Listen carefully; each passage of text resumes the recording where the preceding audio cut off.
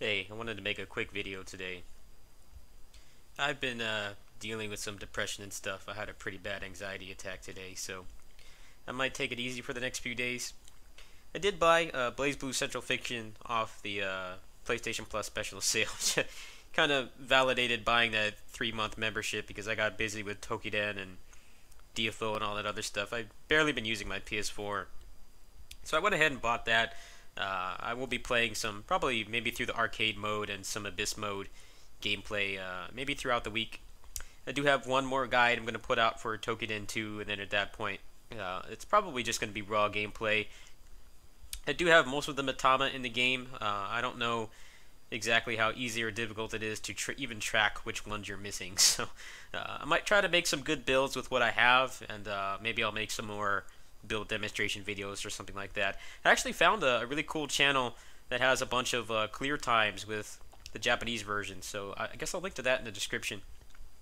Now, the big things happening supposedly this month, both of them are supposedly this month. The first one of which is the Dishwasher Vampire Smile is going to be preserved on Steam. Now, I know most of you didn't play that game. It came out around the tail end of the Xbox Live Arcade era. I'd say maybe about a year after that game came out, the quality releases for the summer of arcade really started to dwindle. You had stuff like Guardian Heroes, Scott Pilgrim came out around that time, and then the Dishwasher Vampire Smile. Those are some of the, even outside of stylish action games and stuff, those are some of the last like really high quality Xbox Live Arcade games before they started winding things down for the Xbox One. And obviously, the Xbox One has been pretty lackluster in that regard. They really have not had the same strength of downloadable, smaller games like they did last gen. I know a lot of you didn't play it. What I'm going to do is once the game comes out on Steam, I'll probably do some guides for it. I don't think anyone has really covered much of that. Obviously, YouTube was not as big of a gaming stronghold or community as it is now. I was obviously still around at that time. You can find some footage of me playing that game like several years ago. I'm going to try to put out some guides for that. It has deceptively advanced combat. There's even a special bead. The beads are kind of like gear, per se. You could basically compare them to Matama and Toukiden, only they have one boost on them. I think you can equip two at a time. There's some really cool stuff in there. I think there's one that I always use that lowers the amount of time it takes to switch weapons. The switching weapons is not instant like DMC 3 and 4. There is a little bit of an animation, but if you have that bead, it cuts down the animation. It really speeds up the combat. So I'm really excited for that. I mean, I could play it right now. I have it on 360, but the controller I have for that is like barely functional. I don't even think it works anymore. And I also don't have a functional capture card right now. I still have my Roxio Game Capture HD, but that thing is it's a piece of shit, to put it bluntly. It's a garbage capture card. I don't really feel like it would really benefit me to work with that. The good news is I've decided which capture card I'm going to be getting, and that is a Elgato HD60S. I think the sale on it on Best Buy just expired, but I'm not going to have the funds for it anytime soon, so what I'm probably going to do, maybe next month. I don't think I'm going to be covering or really purchasing any big games next month. I don't even think there's anything coming out, but if there is, I'd probably have to skip it. I will be going up to San Jose. If you've been subscribed to me for a couple years, you know that every Memorial Day weekend I attend a convention in San Jose, and that tends to really cut into the funds I have for the channel, especially with how low the ad revenue's been lately. So I'll try to maybe do some kind of fundraiser to get that capture card. Apparently, the local Best Buy has it. I could probably pay for it with PayPal and then just go over there and pick it up. That is the plan. Obviously, there's not really a big rush or urgency to get it right now. There isn't really any console games that I'm interested in getting at the moment. I thought about getting Muso Stars, but then it's already pretty much been announced that it's going to be localized, and that probably means that there will be a PC port. I've heard that the performance on it is pretty lackluster. I hear that it's pretty choppy. The frame rate's very inconsistent, and it seems like it's got quite a bit of customization to it. There's like some card system or something that I'm not sure how much of a game changer it is. I don't know if it's just generic stat increasers like some games are, if it actually increases the properties and stuff like that. I am interested in playing it. I'm not really a big fan of the roster. All the little DeviantArt fan characters and the schoolgirls and stuff don't interest me, but some of the move sets look fun. The mechanics actually look pretty solid, so I will probably be doing that when it comes out on PC. Just in case people were wondering, I had the money to get it a couple weeks ago, but I just decided to wait because I figured that there doesn't seem to be that much in the way of translations for it, and I heard that the performance is all over the place. I'd rather just play it in English, preferably on PC, where it'll run at a more consistent frame rate, and I won't have to worry about a capture card and stuff like that. So in May, I will probably devote some time into maybe coming up with some kind of event or incentive, if not for people to support me on Patreon or just to help get the capture card. I think it would be nice to get that while there's nothing going on. That way, in case there's some crazy exclusive release, I'll have all that covered and I can just use it right away. There is some stuff that I would like to play more often, but not having access to a functional capture card right now kind of limits what I can do. That is why I've really only been doing PC and Vita stuff. The other thing that's happening, I'm sure you heard, there was the 8-bit Bayonetta release, I think like a week or two ago. And if you complete all the achievements, it links you to a site, and the site has a picture of Bayonetta's foot, and there's a countdown. I think on Tuesday, around 8 p.m. my time, that countdown is supposed to go down. The most common and grounded in reality rumor is that it's probably going to be just a straight-up release of a Bayonetta PC port. Now, knowing Sega, knowing how a lot of gaming companies, most media companies in general, like to operate these days with they tend to make announcements for announcements. They'll have like a 2-week countdown, then the countdown goes down, you go on there, you F5 the site, and then they say that they're just going to announce a release date that's like 3 months later. That is a possibility too. I do have some funds pretty much reserved already, so if it is an actual release and it's not an announcement of an announcement, then I will get that and I'll probably do a PC port review for it. Apparently that crappy PC port review that I hastily did for Toukiden 2 has like 20,000 views now or something. I think people are going to be interested in a PC port for that. I will definitely use a cheat engine to get the Sci-Fung for that when it does come out, because the grind for that weapon is it's too much for how awesome of a weapon it is. Like the amount of hit stun it had on it and stuff like that was really fun, but the problem was you had to play. I think if you played through the game like all 4 difficulties, not including easy, you still had to complete the prologue like 45 times or something like that. So I'm probably going to use a cheat engine table just to unlock that, and then I'll probably play through the game again. That'll probably happen whenever the port comes out. Obviously, we don't know. It's all just hearsay at this point. I would hope that they're not going to do this much build-up with an April Fool's game and then a countdown and then do an announcement of an announcement. But, given how much the Sega trolled the Virtua Fighter fan base and then the Yakuza fan base and how much of a meme PSO2 releasing in America has been for the past 5 years, I'm not holding my breath, but I do have some funds squared away for it, so I should be able to get that day one.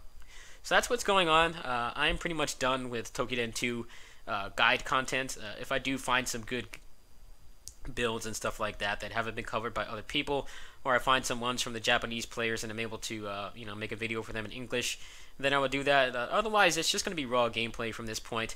I'm sure people want to know what my opinions on the game are. Overall, I enjoyed it. I feel that it definitely is a pretty short game. It feels like it definitely needs an expansion to iron out some of the new mechanics. The Machina mechanic, the Tenko mechanic, some of the other mechanics in the game, they feel like they're very half-finished. Feels like they replaced the working ones from Kiwami. Like the Tenko in Kiwami, it didn't really have any kind of repercussions. It just collected stuff for you, and you didn't have to wait longer than like a couple missions. Whereas here, you have to wait with a crappy mobile game timer. The Machina mechanic, you have to spend so much time and resources to upgrade it. And even when you max it out, there's still a chance that it will fail. And when it does, there's a chance that it will downgrade the levels on your Machina, which means that you have to go grind out those materials again. The same thing with the shop. You'd have to grind the joint operations to fill out the shop or resupply it.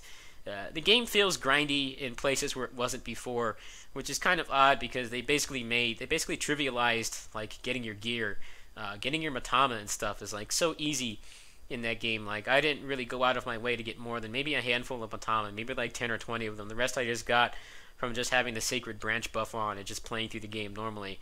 But then you have stuff like the shop where it has a lot of important materials that the RNG to get them out in the open world is too low.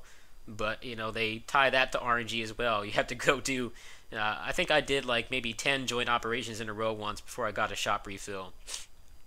The game does feel a little rushed. It feels like the end game. You get to the end game really fast, and then you get kind of disappointed because there's not really a whole lot of new content. You basically are just fighting a bunch of variations. Even the DLC is mostly just variations. It feels like maybe they could have included those in the main game. It is fun to fight them again. In Koei's defense, with the new Oni burial mechanic, all the old monsters, both in the game and in the DLC, they all have new mechanics because you're permanently taking off one of their parts, and that completely changes their moveset. So it's not like they're just straight cut and paste. They actually do have a new dynamic to fighting them. I think that's one of the coolest mechanics in the game. But there's just some demoralizing things about it. How low some of the drop rates are. Some of the mechanics feel excessively grindy. A lot of the gear is basically just a lot of the best gear in the game is basically just recolors of the rank 3 gear. So you get all the way to rank 6 and you're still running with recolors. That feels very half-baked, very half-finished too. Overall, the gameplay is really fun. The only problem I had with the actual gameplay itself, like the actual combat, was mostly just the fact that a lot of the new monsters have like borderline instant startup attacks. So sometimes you feel like getting hit is not always your fault. Sometimes they'll just do like an instant AoE attack or a really fast like jab or something with their arm, and you can't really avoid it. Whereas in the last game, pretty much almost every attack in the game, almost every monster in the game, they had attacks that were telegraphed. They had a decent enough tail for them so that you could react, which is what made the Naginata so much fun to play, despite how weak of a weapon it was in Kiwami. I think that they did a pretty good job balancing the weapons out in this one. I feel like the Naginata still feels a little weak. The Evening Star move definitely does kind of fix the damage problem, but it does feel like a bit of a band-aid because most of the other part of the moveset, it doesn't really feel like it does much damage. It does feel a little lacking, but most of the other weapons got some pretty good balance tweaks, and they all feel pretty fun to play. I definitely have diversified the weapons that I play with a lot more than I did in Kiwami. I played Kiwami pretty much exclusively with the Naginata, and here I've got a pretty decent sword and shield. I've got knives. I've got a Naginata. I'm working on a chain and sickle. Maybe might do the chain whip as well, but I haven't really messed with that weapon yet. But that's my little mini review for it. I want to do a full-fledged one, but I really don't have solid editing software, and I don't edit much. I tend to be pretty lax with how I create content. I think some people like content that's not heavily edited, heavily rehearsed. They just want to hear what's on the person's mind without 5,000 cuts and stuff like that. That's not really the kind of video production that I like to do. However, when I do get that Elgato HD60S, probably at some point next month, I'll have to put some thought into structuring how I will make an event to help get that funded from you guys. I will get editing software from that, and then I'll be able to do reviews and stuff like that again. So that's what's going on. Apparently, Dishwasher Vampire Smile is going to be sometime this month, and then Bayonetta, for all we know, could be Tuesday. It could be 6 months from now, given how companies work now. It's up in the air. I actually will get paid. I think I get like $26 from Curse tomorrow, so I'm just going to leave that in my PayPal, and that should hopefully cover the game. I would hope that they're not going to charge more than $30 for a 7-year-old game, but I could be wrong. But I'm going to hold on to that money so that hopefully I can get it on day one if it does come out this week. I also have $10 in my Steam wallet for Dishwasher Vampire Smile, so I will be covering one of those games this month for sure. That'll be the next major project. Toukiden 2 is kind of winding down at this point. I'm probably going to try to get some good weapons and stuff like that, but someone made a pretty good JPEG on Imageur, which I'm actually going to link in the description, that shows all these stats for plus 12 weapons that are the precision ones, the ones that are raw damage. A lot of them have like barely any difference in damage at all. There's really only a couple that are like undeniably better than the others. So that kind of demotivated me from really maxing out my gear and stuff like that. But I am kind of bored right now. I'm mostly going to be playing BlazBlue, Guilty Gear. Obviously, the Guilty Gear expansion is next month, so I'll probably be maybe playing that through the built-in streaming or something like that. So that's what's going on. I'm sorry that things might be low-key for a little while. I have had a lot of stuff going on with my anxiety and stuff. I'm still dealing with some symptoms that I'm still working on. So luckily I got all the Toukiden 2 content out, so things are probably going to be low-key. I will be doing port reviews and analyses for both the Bayonetta and Vampire Smile ports when they're released. I'm going to go ahead and put my other links in the description as well. As much as I don't need the capture card right now, it would be good to attempt to get it funded while there's nothing going on. That way, when a release does come out, I will be covered. I would like to play Guardian Heroes again as well. That seems like another Sega port that's just stuck in limbo. I don't really know how difficult it can be to dump it on Steam, but it's one of the last like exclusive Xbox 360 arcade games that hasn't been ported in any way. I would like to play that again, so that's definitely a benefit that I would have from getting a capture card sooner than later. So I'm going to go ahead and put all those links in the description. I will catch you guys tomorrow. Tomorrow is going to be some BlazBlue content. I will put out one last guide for Toukiden 2, which will be how to get Eye of Truth mask easily, because you need those for Matama weapons. And then after that, it's just going to be probably chill stuff for the rest of the month, and then maybe the most of next month too. It depends on when these next two games that I have all planned out come out. Both of them don't have release dates yet, so it's kind of hard to plan for them, but I've got all the money saved up and everything, so I will get those as soon as I can. Anyway, catch you guys later. Thanks to all the people that were supportive of my last video. It's kind of hard for me to talk about my my mental illness and all the things that have been ailing me and stressing me out and stuff, but people have constantly proved me wrong. Every time I've opened up about it, people have always been very nice and supportive.